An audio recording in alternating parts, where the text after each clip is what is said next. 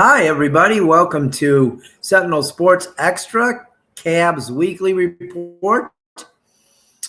This is a safe space where we will not talk about the football team. We will talk about a winning Cleveland team.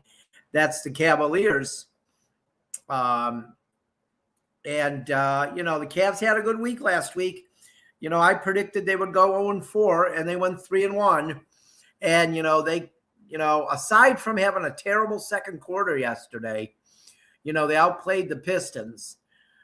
I saw on two different news broadcasts last night, the anchors saying that it was because of the fourth quarter. No, it wasn't because of the fourth quarter yesterday.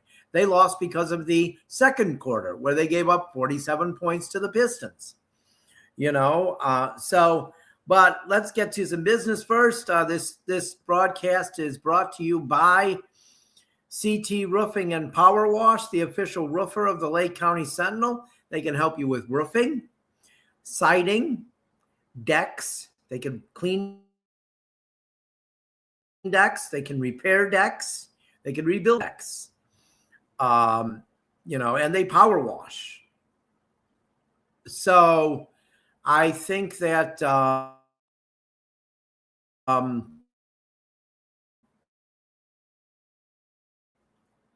this is good. It's a great company. 44506-278-0506 for CT Power Wash, roofing and power wash. So, but let's get back to the Cavs here. I said they'd have a bad week. They didn't have a good week the week before, so it looked like they were in trouble. They played god awful in Houston, so things were not looking up. And then they go down to San Antonio, who was basically healthy. Wembanyama played, Cassell played. They were basically healthy, and the Cavs went in there and beat them. 113-101. Held them to 46 points in the second quarter or second half. Jared Allen was great. Evan Mobley was great. Jared Allen led the team in scoring that night. He had 27 with 10 rebounds. And then they come home on New Year's Eve, and they play the Phoenix Suns. They take on the Suns, who also are a good team. And what happens? They beat them pretty easily. They were up 16 at the end of the first quarter, 14 at halftime. Then they were up 8 going into the fourth quarter, and then they finished it in the fourth quarter, outscoring them by 9. So let's just, those were good games. And what was another thing that was in common in that game that was in common in San Antonio? Oh, Jared Allen, 16 and 11.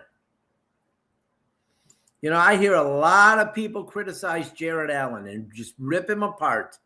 And these people, I'm telling you, they are not smart. They do not understand what Jared Allen does. They do not understand what Jared Allen does. The soft thing drives me absolutely insane. Jared Allen is not soft. Okay, so then they play the Nuggets on Friday night, and they beat the Nuggets 113-108. And yes, Jared Allen only scores 8 points, but he has 12 rebounds. All defensive rebounds. That's a key. That was huge in this game. The Nuggets weren't getting second chance shots. The Cavs outscored the Nuggets 23-14 on second chance points. Boom. They win the game by 5. Jared Allen is responsible for that.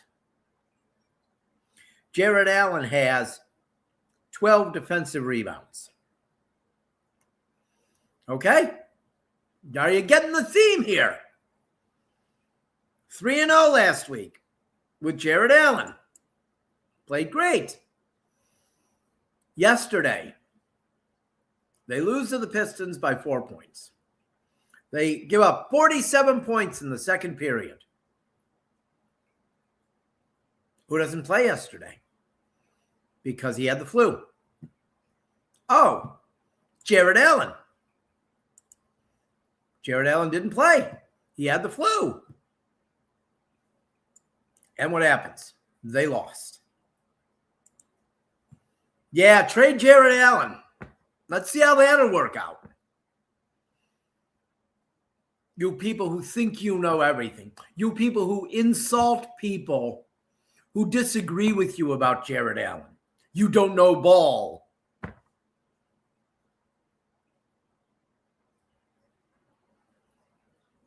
You're just as soft as he is.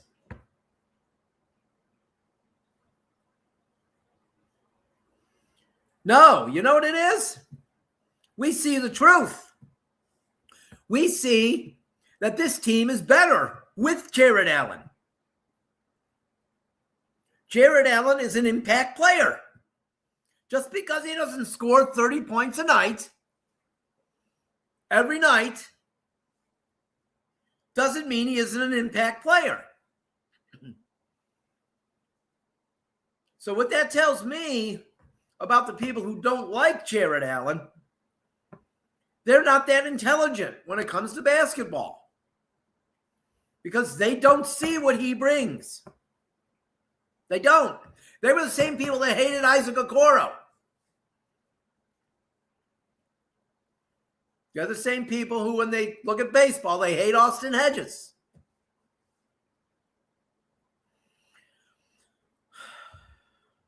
These people need to be called out because they are wrong. Jared Allen matters so much on this team. We saw that yesterday. With Jared Allen, they beat the Pistons yesterday. They do. There's no doubt in my mind. There is no doubt in my mind that they beat Jared Allen. They beat the Pistons yesterday if Jared Allen didn't have the flu and was able to play. You know, and then I hear people say, oh, Michael Jordan would have played. Well, yeah, maybe Jared Allen should have showed up at the facility yesterday. Maybe he should have showed up at Rocket Arena. You know, and he could have given the whole team the flu. And then they would have had like 7 guys, mostly G League guys, to play against the Pacers. And then they would have lost to the Pacers. And these same people would have complained about that.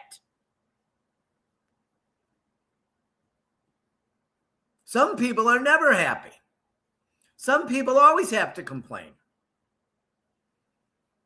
These Jared Allen people, those are some people. They're the same. The Jared Allen people hate Larry Dolan. They hate Austin Hedges. They hated Isaac Okoro. And they love Jimmy Haslem. That's the people who hate Jared Allen. Here's a little stat for you geniuses. Here's a little stat for you. Since the Cavs traded for Jared Allen in January of 2021, when Jared Allen plays, the Cleveland Cavaliers have a .604 winning percentage. 604. When Jared Allen doesn't play, the Cavs have a .390 winning percentage. 390. That's over 200 points lower. For those who think he stinks, you probably are pretty bad at math too. So I'm telling you, that's 214 points difference in the winning percentage without him. They're worse without him, people, and you want him traded. They are worse without him, and you want him traded. You know what that's called? That's called ignorance.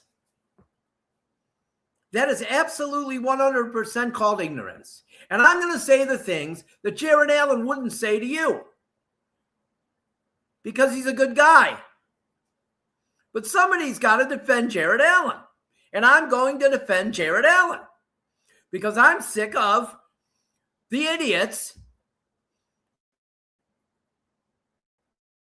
ripping him apart when he doesn't deserve it. He gives everything he has. Plays his ass off. Even if you don't think he does. Jared Allen is the Cavs center. They are good because of Jared Allen. They lost yesterday without Jared Allen. But you want to trade him. They win that 4-point game yesterday if they had Jared Allen. I'm going to say it again. It's time for you people to wake up and realize that Jared Allen is not the problem.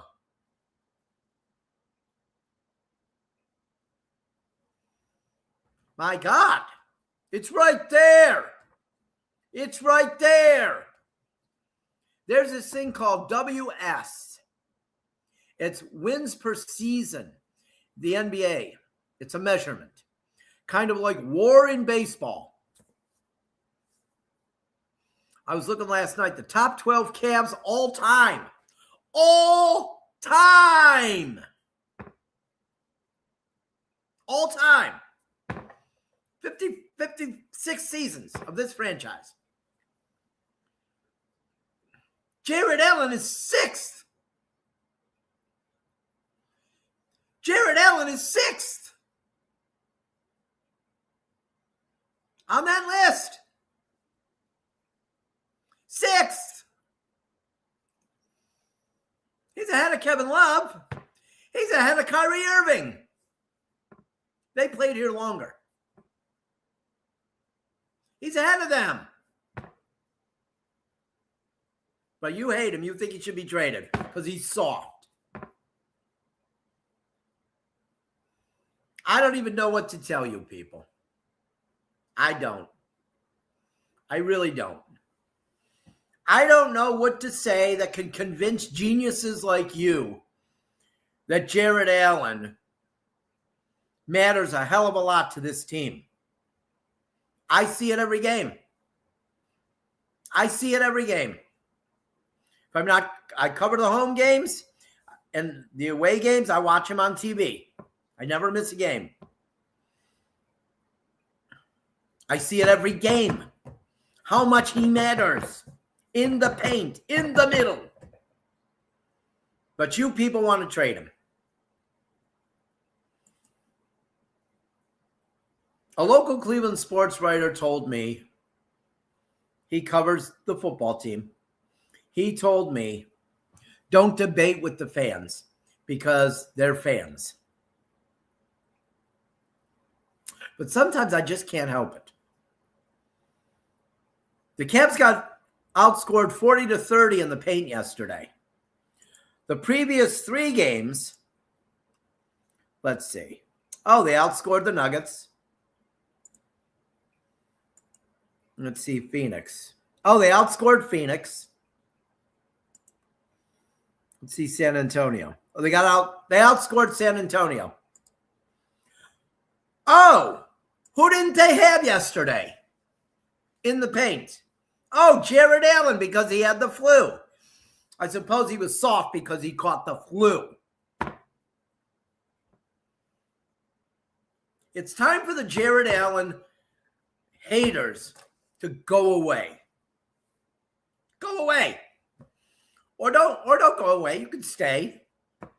But just keep your mouth shut. Okay? Zip it.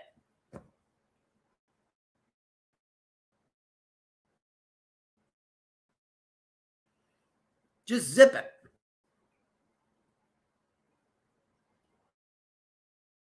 Of it. Makes me sick. Let's get to this week's schedule. This week, there are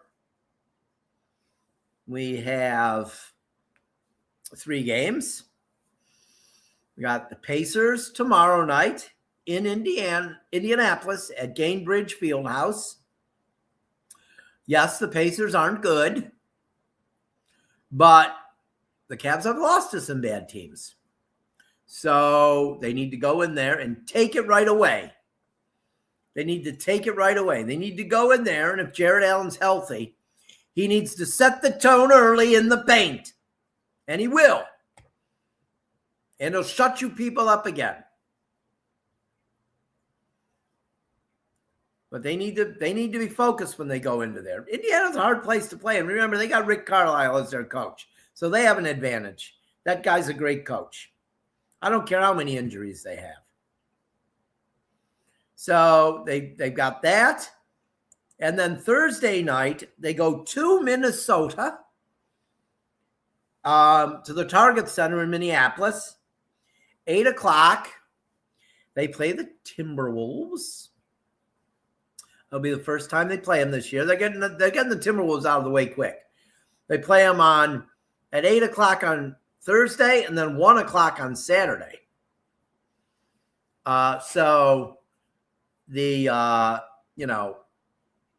that's this week. That's the schedule this week. They need to take 2 out of 3. I can accept a loss in Minnesota.